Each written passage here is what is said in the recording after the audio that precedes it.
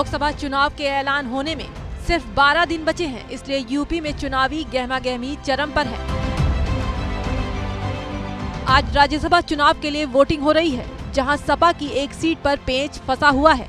अखिलेश इसी टेंशन में थे कि अचानक से उनकी टेंशन और बढ़ गई, जब अचानक से उनकी पार्टी के 8 विधायक ही गायब हो गए। राज्यसभा चुनाव से पहले सपा ने सोमवार को अपने विधायकों की डिनर पार्टी बुलाई, लेकिन इस बैठक में अखिलेश यादव के साथ बड़ा खेला हो गया, जब अचानक से बैठक में उनके 8 विधायकों की संख्या कम हो गई। इसमें बड़ी बात तो ये थी कि बीजेपी को अपने 8वें राज्यसभा उम्मीदवार के लिए 8 विधायक ही चाहिए।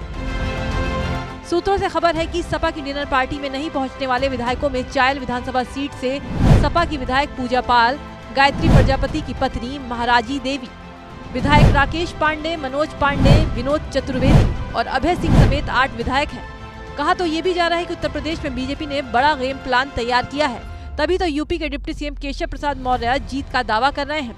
राज्यसभा चुनाव को लेकर के भारतीय जनता पार्टी गठबंधन पूरी तरह से आश्वस्त। भाजपा के 8 प्रत्याशियों को जिताने के लिए पर्याप्त वोट है और सभी प्रत्याशी हमारे जीत रहे हैं। वैसे बीजेपी को 8 वोट की जरूरत है, तो सपा को कांग्रेस के 2 वोट मिलने के बाद सिर्फ 1 विधायक की जरूरत है, लेकिन अचानक से 8 विधायकों के चले जाने से सपा की मुश्किलें बढ़ गई हैं, पर अभी इसकी कोई पुख्ता पुष्टि नहीं है कि ये बीजेपी का गेम प्लान का हिस्सा है या फिर किसी कारण के चलते विधायक नहीं पहुंचे। हालांकि अखिलेश का कहना है कि विधायकों पर कोई दबाव नहीं है, वो जिसे चाहे वो उसे वोट कर सकते हैं।